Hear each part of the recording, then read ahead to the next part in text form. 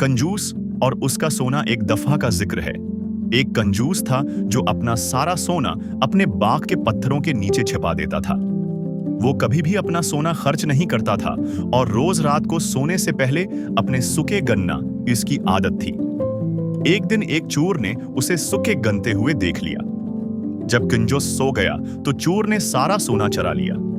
अगले दिन जब कंजूस ने देखा कि उसका सारा सोना गायब है तो वो जोर जोर से रोने लगा।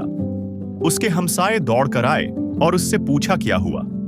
जब उन्होंने पूछा कि वो सोना घर में क्यों नहीं रखता ताकि आसानी से इस्तेमाल कर सके, तो कंजूस ने बताया कि उसका तो उसे इस्तेमाल करने का कोई इरादा ही नहीं था। हमसायों ने कहा कि अगर तुमने उसे कभी इस्तेमाल ही नहीं करना था तो फिर ये पत्थर ही संभाल कर रख लेते, क्योंकि बगैर इस्तेमाल का सोना भी बिल्कुल बेकार है। सबक: कोई भी चीज तब ही कीमती है जब उसे इस्तेमाल किया जाए।